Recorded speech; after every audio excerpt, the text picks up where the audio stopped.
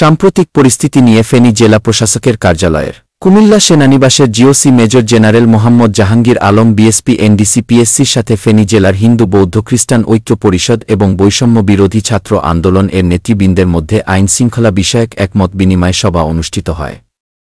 বিভিন্ন বক্তার কথা শুনে উপস্থিত দিক নির্দেশনা প্রদান করা হয়। দ্রুত সংকট কেটে আইনশৃঙ্খলা পরিস্থিতির উন্নয়ন হবে বলে আশা করেন। দুর্বৃত্তদের দেওয়া আগুনে ক্ষতিগ্রস্ত ফেনী মডেল থানা পরিদর্শন করেন। এ সময় পুলিশ সদস্যদের সাথে মতবিনিময় করেন। উপস্থিত ছিলেন ফেনী জেলা প্রশাসক শাহিনা আক্তার, পুলিশ সুপার মোহাম্মদ মনিরুল ইসলাম পিপিএম সহ জেলার বিভিন্ন প্রশাসনের ঊর্ধ্বতম কর্মকর্তা উপস্থিত ছিলেন।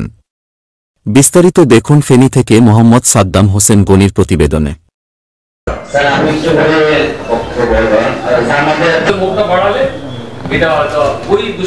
আমি ওই জীবনে উনি একটা কথা বলেন আইটুকে যে আমরা এই মতবিনিময় সভাটাকে খুব ফর্মাল করে ফেলতে সাম্প্রদায়িক সম্প্রীতি নষ্ট হওয়ার পরে আমাদের ওই দিনে দুপুরবেলা বড় মন্দির একটা ঘটনা করেছে সাংবাদিক ভাইকে জানাচ্ছে ওনারাও বলে আমরাও ছিলাম। ওরা অবশ্য দৈহিক পদক্ষেপ নিয়েছেন, ওনাকে নিয়েছেন, মহিলাকে আসলে জিজ্ঞাসাবাদ করেছেন। অনেকে বলছেন মহিলাটা নাকি পাগল, আবার গরু ব্যাপারে আবার হাতে হলো আমাদের বাইরের হিন্দু ভাইদের টাকা টাকা সব আছে, শেয়ার করা যাবে না। কারণ হবে কি আপনার এই ঘটনার জন্য মিলিত মত বিনিময়, যেমন আমরা হিন্দু বৌদ্ধ ঐক্য পরিষদের সাথে আমরা মত বিনিময় কাজে লাগিয়েছে, তারা ভুল ফান্ডে এখন এদিকে চলে এসেছে এবং পৌরসভা এই মুহূর্তে সবচেয়ে বেশি যেটা হচ্ছে আইন শৃঙ্খলাটা রক্ষা করা।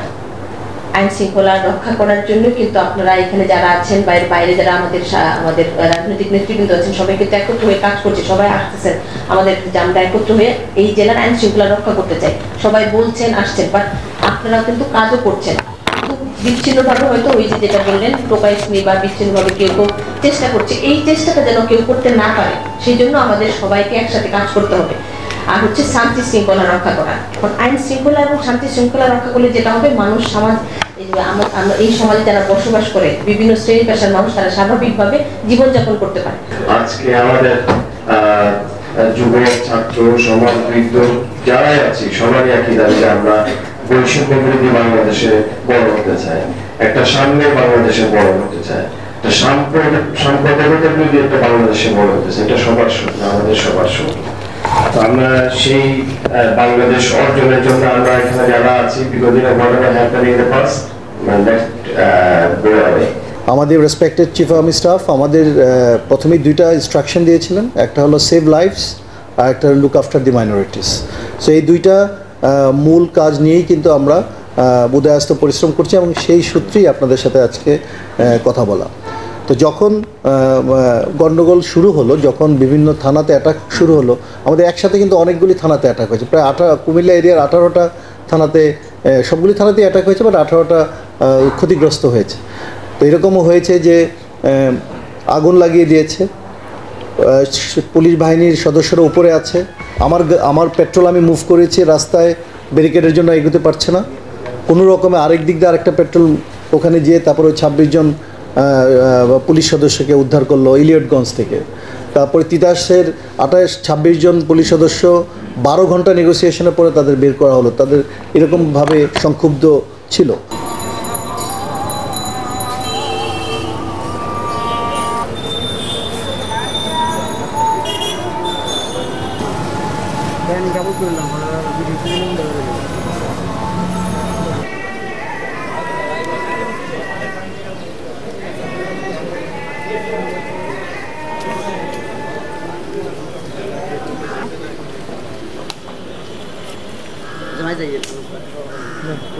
কোথায় যাও?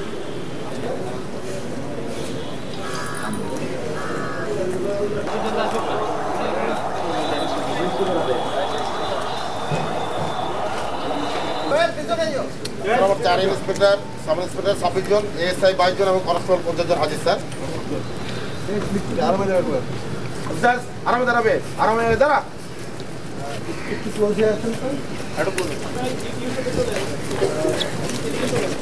আমি খুব ব্যক্তিগতভাবে খুব আপনাদের সবাইকে আবার আজকে ইউনিফর্মে দেখি। ঠিক আছে?